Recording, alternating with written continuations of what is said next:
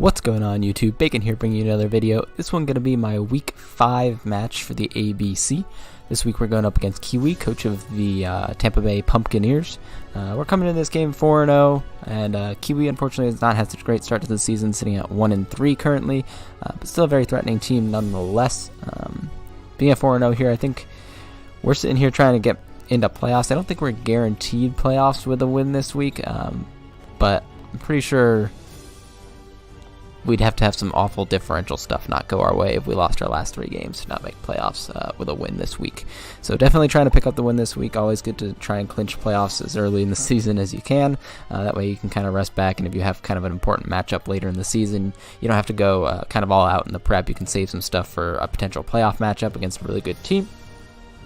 But like I said, this week we're going up against the Pumpkaneers. I don't take anybody lightly going into the match, regardless of what their record might be. And as I mentioned, a very threatening team on this end here. Really quickly going to go over what Kiwi's got. Got the Mega Diancie, huge threat, Magnezone, Buzzwole, Crocodile, Latias, Volcanion, Venusaur, Meloetta, Noivern, Cryogonal, Hitmonlee, Rotom, and Phytinium Z. Phytinium Z obviously pairing very nicely with mostly the Buzzwole, a couple other things, get some fighting coverage on the team. Meloetta could also be a good Phytinium Z user with something like Phytinium Z Focus Blast to wreck my Tyranitar. Meloetta was actually something I was kind of concerned about coming into the match. As you can see, it didn't end up coming, but something I was definitely really concerned about coming into the match, like a Combine Phytinium Z set could have been potentially very problematic for me. So without further ado, we'll get into what I built this week. I've got an Akaberry Scizor, max attack, a lot of speed, jolly nature, Aerial Ace, Bullet Punch, U-Turn, and Knockoff. Akaberry obviously being nice to help me take things like HP Fire from the Magnezone or from the Cryogonal. I considered Shed Shell this week for the Magnezone, but I figured I could always just U-Turn out on the Magnezone. If I'm faster, that's great. Like, I get out of there, I don't get HP fired. But if he's faster and he HP fires me, that's a great opportunity for me to get into something like my Rotom or my Tyranitar, because I'll know he's choice locked at that point. Next up, we've got Shaman, Grace the Shaman, coming to her first game of the season. I believe this is unfortunately the last Pokemon I've brought to its first game of the season here. But I'm always a big Shaman fan, and I think in this matchup it's actually pretty good. I've got Choice Scarf Shaman with Air Slash, Earth Power, Seed Flare, and Dazzling Gleam.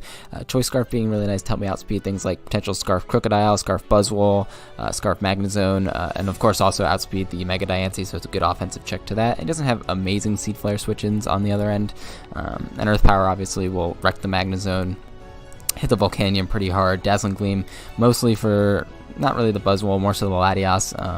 Air Slash is probably the move I click in on the Buzzwole, but just kind of decent coverage all around for the team, and it can hit pretty hard with Seed Flare. Next up, we got Rotom Wash comeback with Volt Switch, Hydro Pump, Will-O-Wisp, and Defog. I'm pretty sure I brought this set at least once this season. Max HP, a lot of speed on it to creep the Meloetta. And a little bit of Spidef in there as well. Just kind of a nice bulky pivot for the match. Able to come in on hits specifically from the Volcanion and Volt Switch out. Next up, we've got finally not a Stealth Rocking Mega Tyranitar. We've got Tyranitar here with Dragon Dance, Crunch, Earthquake, and Aerial Ace. Kind of the goal here is if it is a Choice Locked Magnezone into HP Fire, I can get my Tyranitar in and get to +1. If I'm +1, unless he's got like Scarf Buzzwole or something like that, or maybe like a Scarf, potential Scarf Meloetta with Focus Blast, I should outspeed everything on his team, and if I get to +2, the game's over. Like, if I manage to get to +2, Tyranitar is just going to sweep the team. Defensive Crocodile with Intimidate is obviously a little bit of a problem, but it shouldn't OHKO me from full, and I should be able to 2-hit KO that thing with an Earthquake. Aerial Ace mostly there for the Buzzwole because it's a good potential switch into the Tyranitar, and Crunch just hits really hard, especially things like the Meloetta, which I mentioned earlier on that I was pretty concerned about. Pretty close to max speed on this end, just to outspeed something like a potential Scarf Volcanion, or even without a boost, being able to outspeed regular Volcanion, max attack, and the rest into HP. Next up, we got Lilo the Comfey, Leftovers, Draining Kiss, Taunt, Calm Mind, and Synthesis. I originally had HP Ground on this set, so I could hit like the Magnezone and the Volcanion, but I ended up going with Taunt because, like I mentioned, I was kind of scared of like a Calm Mind variant of Meloetta that could really kind of beat down my team. So I threw the Taunt on there so I could win the Calm Mind war versus that and use it as setup fodder for just getting as many boosts on my Comfey as possible. I was actually just talking prior to the match with Jeff about this. Jeff is helping me build for this match. I was talking to him. I was like, if it's Scarf Magnezone and I go +1 on its switch in, like if it's not in and it comes in on my Comfey and I go for Calm Mind, I can potentially beat it bar like crits and Spadef drops and things like that. Not necessarily a situation I want to find myself in, but a potential situation I could end up in during the game. Synthesis obviously being really nice if it is like a Scarf Magnezone, allowing me to priority healing over that as I go for more Calm Mind boosts. Good bit in HP. Rest in special attack and speed. I believe the speed I was again creeping the Meloetta just to make sure I was able to taunt that thing. But Comfey I think had a really good matchup this week, despite the Magnezone and the Volcanion obviously having come this week and being a little bit of a threat to it. And last up here we got Nightshade the Gliscor, Toxic Orb Poison Heal with Stealth Rock, Toxic Roost, and Earthquake. Pretty much max HP, a lot in Spadef. A great check to the Magnezone. I was pretty sure the Magnezone would come this week because I do have the Scizor, which obviously also had to come to check the Mega Diancie. So I was pretty much expecting the Magnezone to come this week. Gliscor can switch in on pretty much anything that thing's got. If he's running HP Ice, that means he can't be running HP Fire to catch my Scizor, and I'm predicting it to be more HP Fire. Also kind of a good pivot throughout the game, get a Toxic off on a potential Meloetta or Latias or something like that. Stealth Rock's obviously being good to chip down things like the Volcanion, and I do pressure out the Diancie. It shouldn't be able to OHKO me with anything. Even in HP Ice, I believe I can chew with this Gliscor. I actually don't remember the calc on that one. But Stealth Rock's being really nice for this matchup.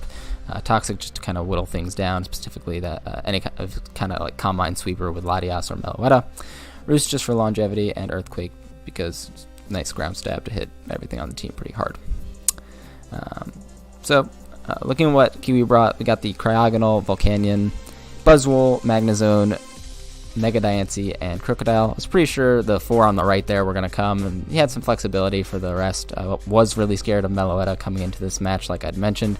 Pretty glad to not see that thing. The Cryogonal, I'm pretty sure will be carrying HP Fire for my Scizor, but I do have the Aqua Berry, so I can live one. And of course, Bullet Punch is going to wreck that thing. But yeah, let's just get right into the match here. Turn 1, looking at kind of a lead perspective, there's not a whole lot of reason to not lead with my Rotom Wash. It has a good matchup against pretty much everything on the team, if I'm being honest, bar maybe the Cryogonal with like Freeze Dry or something. But right off the bat, get in Rotom on the Volcanion, which is great. It's free Volt Switch for me. I don't think he's going to go Crocodile. Brings in the Magnezone.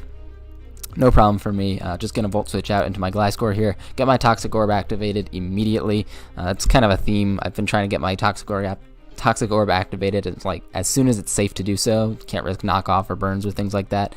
It's nice to get the Toxic Orb activated on Gliscor to make sure you have that healing throughout the match. And this is free Stealth Rocks for me. I don't really care if he goes into something like Cryogonal to potentially spin or defog because I do have the Scizor. I don't think you HP Fire my Gliscor here. That would be a really nice read though if you HP Fire on the Scizor switch in here. We're just going to get in dedicated Sacmon here on the Cryogonal. Like I mentioned, expecting a Rapid Spin or Defog, but it just goes right for the Freeze Dry, which obviously doesn't do too much to Scizor. Now I'm in kind of a predicament here. I could Bullet Punch and knock this thing out, but I thought the Magnezone switch or potential Volcanion switch was kind of likely. So I did go for the U-turn, but he does pop my Aqua Berry with the HP Fire. That's a little unfortunate because now obviously if Magnezone traps me later in the game, I'm not going to be able to live in HP Fire. But this is actually a pretty good opportunity for me to get in my Comfey here. My hope here is that he'll go for Rapid Spin or Defog to get rid of the rocks as I go +1, and then if he goes +2 on the Magnezone switch in, he literally has to crit me for me to lose the game. So I go for the Calm Mind here, I get to +1, but he does go hard Magnezone, and I'm like, you know what? I'm just going to go for it. We're just going to go for more Calm Minds here up on this Magnezone. He does reveal the Choice Scarf Magnezone with Flash Cannon here. But at +2, I won't be getting 2-hit KO'd by that thing anymore after Leftovers recovery.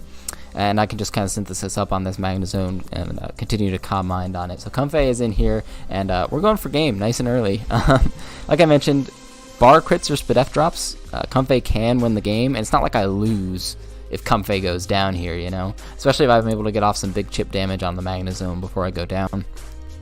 So that it's potentially in range of like a Bullet Punch from my Scizor. I know that's not going to do too much to it, but basically sitting here with Comfey and Calm Minding up, synthesizing when appropriate. I'm just going to try and stall out this Magnezone here. So I get +3 on turn 8 here, and now I'm kind of sitting here in a good position. I can keep synthesizing using Synthesis. His best play, I think, is to continue to flash cannon me. Eventually, you'll get the crit or the Spadef drop, but he ends up switching out in the Diancie, which is a huge momentum gainer for me as I go for Synthesis here. So now I'm at plenty of health where I can Draining Kiss up back to full on the Mega Diancie. You are required to Mega first turn in this league, and Mega Diancie should not be able to knock me out with anything. The max roll on Adamant Max Attack Diamond Storm is 96.7% from Mega Diancie. So I'm not anticipating that anyways. Go for the Draining Kiss, get back to full here, do a good amount of damage to the Diancie as he does reveal the Diamond Storm and whacks me. So this is actually a max attack variant of Mega Diancie. Gets a pretty close to max roll there, but like I mentioned, even the absolute max roll would not have knocked me out. So thankfully, Lilo able to live that hit and just get off another Draining Kiss here, heal up a little bit more damage, and KO the Diancie. So big threat gone, and now my Scizor is not as important as it once was, so I don't mind so much that I could potentially be magnet pull trapped by the Magnezone later in the game. But really, again, I'm in a position where I win assuming no crits or Spadef drops. Goes Buzzwole here. Not really sure why. I was thinking maybe it's like a Fairy Berry or something like that, but it's just going to drop to Draining Kiss. Basically, Comfey, like I mentioned, is in position to win the game here. So 2 KOs for Comfey and still in a really threatening position. Max HP, it's maxed out on HP and it's still at +3. Crocodile comes out again. That's not going to live a Draining Kiss either at +3. I think is at this point in the game that Kiwi mentioned that he'd actually been swept by a Calm Mind Comfey in a different league or something like that. So it wasn't the first time, unfortunately, for Kiwi here, but Comfey is just pretty much going to win this game at this point. Volcanion comes out, maybe to try and snag the burn with Steam Eruption or something like that. Unfortunately, I did take HP Ground off this set, so I'm going to need to Calm Mind up a little bit more here. I'm not trying to be a dick here or anything. I actually need the special attack boost because Draining Kiss actually only has 16 PP. So I actually need the boosts here so I can KO the Volcanion and still have enough PP left to knock out the Magnezone and the Cryogonal. Since I'm mono fairy attacking, I'm not going to OHKO the Magnezone even at +6. I'm not going to OHKO the Volcanion even at +6. So I go for a couple more boosts here. Again, I'm still playing around with crits and such, but at this point in the game, I'm perfectly content to do that. I've got the rest of my team alive in the back here.